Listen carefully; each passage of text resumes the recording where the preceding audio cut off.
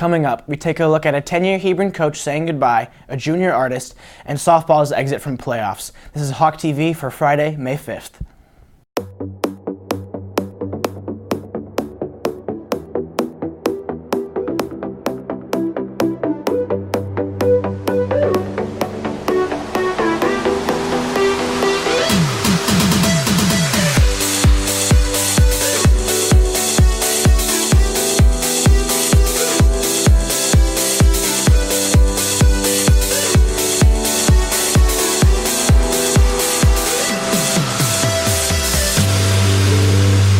Good morning, Hebron High School. I'm Cole Phillips. After 10 years as varsity cheer coach, Danielle Trepanier is leaving Hebron.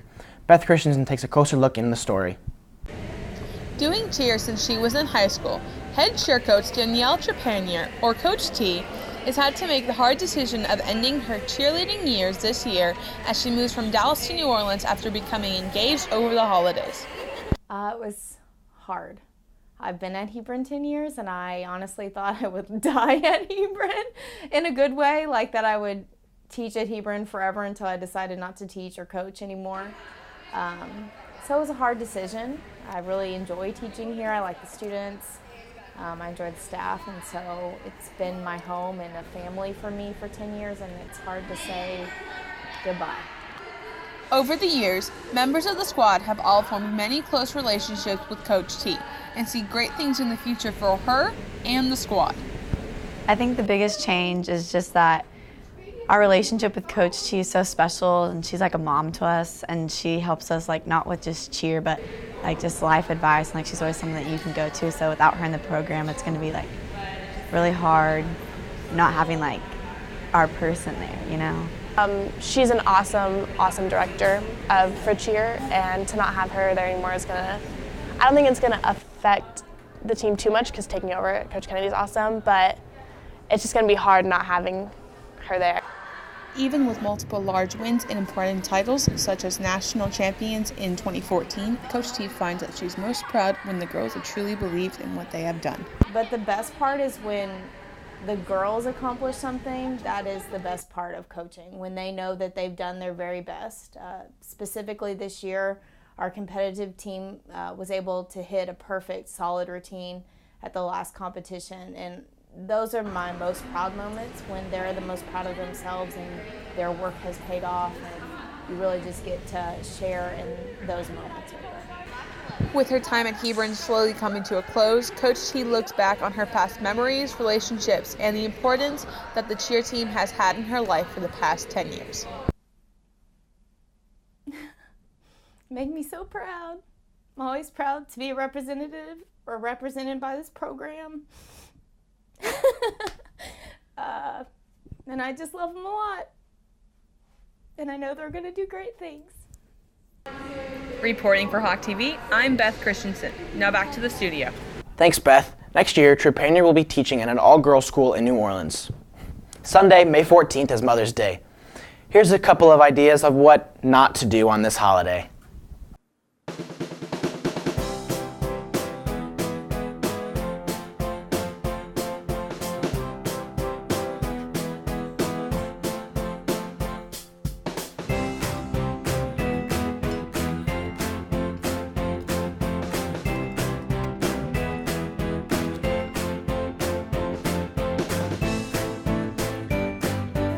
Mom. Hey, baby. How are you? Good. How are you doing? Do you know what today is? This is Sunday. What's wrong? Yes, it's Sunday. What did I do? It's also Mother's Day.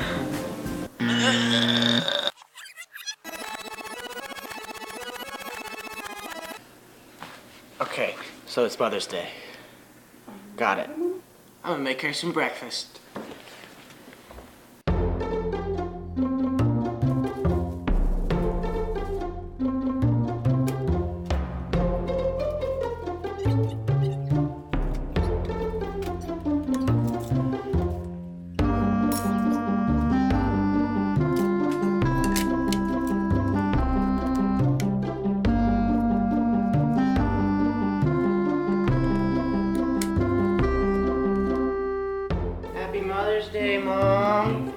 Love you. Thank you, honey. Peanut butter? Baby, I'm allergic to peanuts.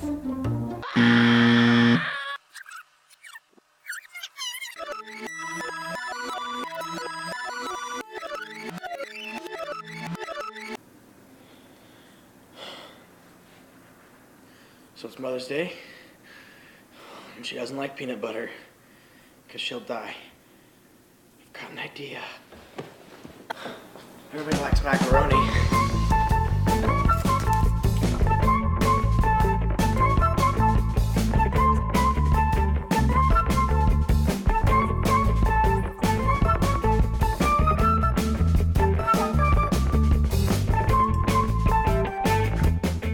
Happy Mother's Day, Mom. I made you a necklace. It's got 16 noodles on it. One for every year you've been my mom.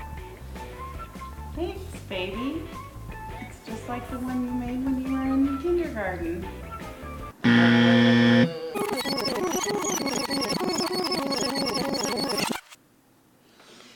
Flowers, flowers, Mother's Day, flowers.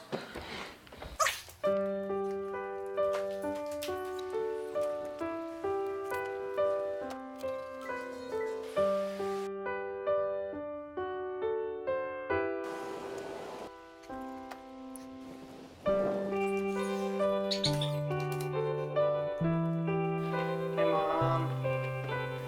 Happy Mother's Day. Got you some flowers. Thank you, Cole. I love you. I love you too, baby.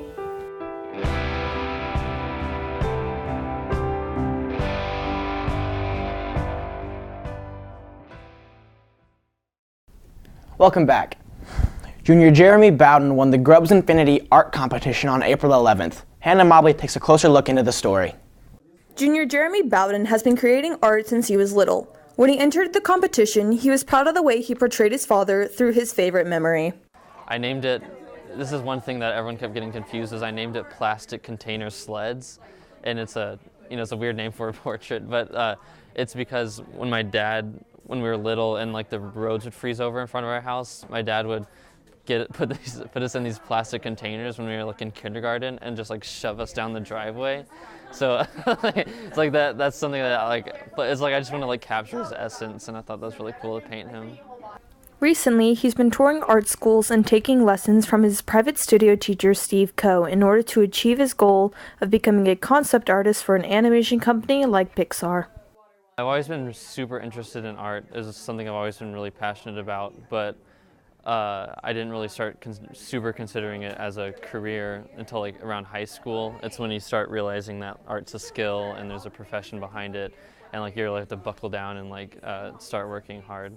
Like a lot of people, they just assume like, oh, that person's artist, they've always been good at drawing. It's really, when he takes kids into a studio, it's mainly like 60% talent, and then the rest is him telling me to draw every day, him telling me that I have to practice this, I have to practice that. Like, it just like, it changed my whole perspective on what being a good artist is.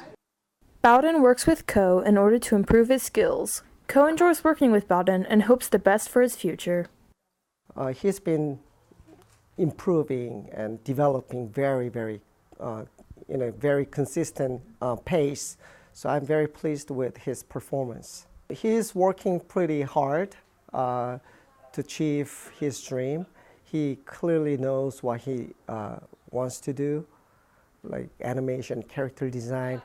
He is very focused. I really admire that, because a lot of kids around this age, they don't even know what to do, major-wise. But Jeremy's case, not only he knows what he wants to do, like art, art has a lot of different areas. He also knows what he wants to do in art. Senior Taylor Himes met Bowden last year and has been friends with him ever since. She believes that he has traits that can accomplish his goals. When I first met him, I was like drawing something. He's like, "You're doing it wrong. You need to draw you need to draw shapes when you're drawing people," and like different stuff that he learns from like the studio he goes to, and he's helped me a little bit from that. Jeremy's a really creative person. He's very funny and like easy to get along with, very approachable, very down to earth, but still like he can be snobby about like art supplies and stuff too. Reporting for Hawk TV, I'm Hannah Mobley. Now back to the studio. Thanks, Hannah. Bowden has toured art schools all throughout California and plans to use his talent to develop his skills further. Today is Cinco de Mayo. To celebrate, we got some teachers and students together to test their taco tasting abilities.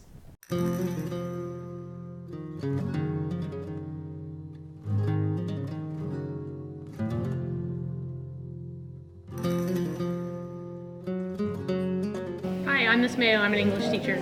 I'm Miss Friend. I'm also an English teacher. I'm Nicole Wertha, and I'm in the 11th grade. I'm Colby Newton, and I'm in 10th grade.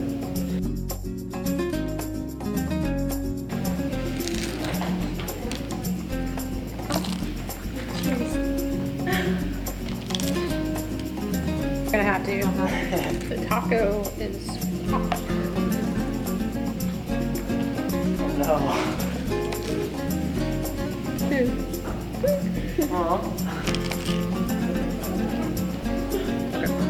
I made my own plate.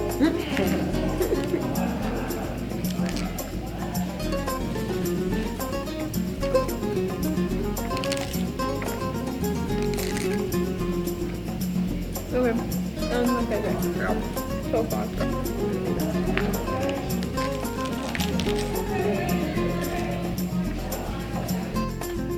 Oh, this is soggy. Pull this one.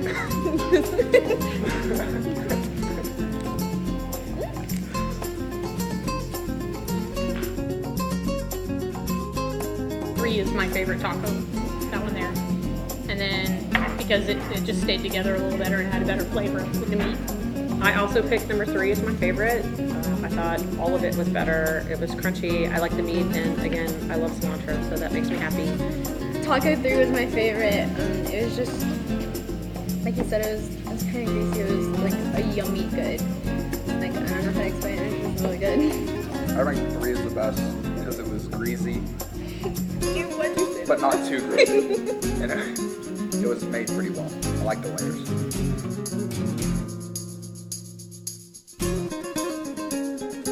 Taco Bell.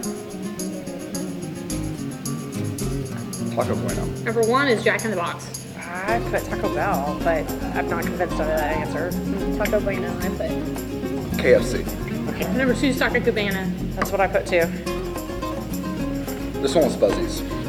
Okay. 3 was Fuzzies. Pretty sure it's Fuzzies. Miss Friend? Same. That one was Taco Bell. KFC. Said 4 is Taco Bell. Oh, I put Taco Bueno.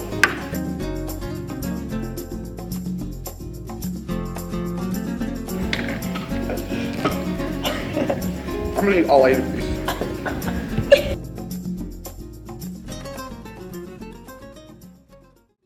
Thanks to Fuzzy's Taco Shop off of Hebron and Josie for providing us with a dozen tacos for the contest. Retired football coach Wash Rushing has been helping out with the football team all season. Kamira Bell takes a closer look into the story.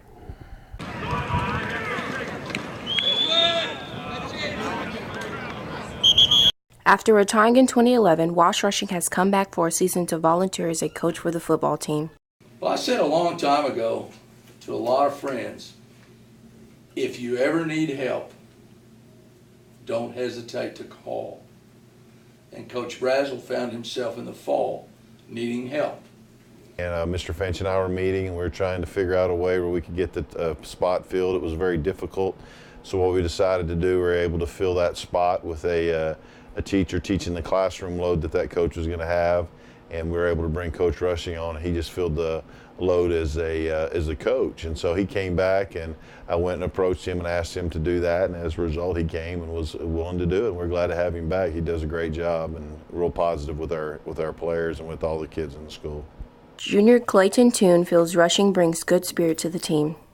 So every day after practice, after we get showered and everything, he'll be standing like by the door, and he'll give everyone a high five or a fist bump or something, and kind of just tell everyone to have a good day and be real encouraging and stuff like that. So Brazel feels that Rushing is helping out greatly on the football and the coaching end. Well, this past season he had a huge role for us, working with the freshmen. That was his primary role that he did for us. He has also an extra set of eyes in the box on Friday nights, again, lending a lot of his expertise and his background, helping us with some of the things within our back end on the defensive side of the football. But just being there as much as anything too, being an advocate for the kids and also just being a good positive force in there. It's an honor for me to be here. And I know that the kids and the coaches have probably done more for me than I've ever done for them.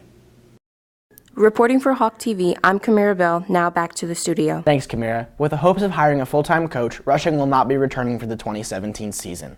After losing to Plano in the first round of playoffs, softball season has come to an end. Elena Barnes takes a closer look into the story. After finishing in second place in District 5-6A with a 9-5 district record, the softball team played Plano in the first round of the playoffs. After dropping 2 straight games to the Wildcats, the softball season has come to an end. As long as I've been here, we've always worked hard and earned everything we got, and I definitely think we earned that second place finish in district. Just the way that we battled through district to fight to get that second place spot, a lot of the challenges that we overcome, especially with youth. This season, the team put in extra time on the practice field, where sophomore Macy Newsted contributed to the successful season.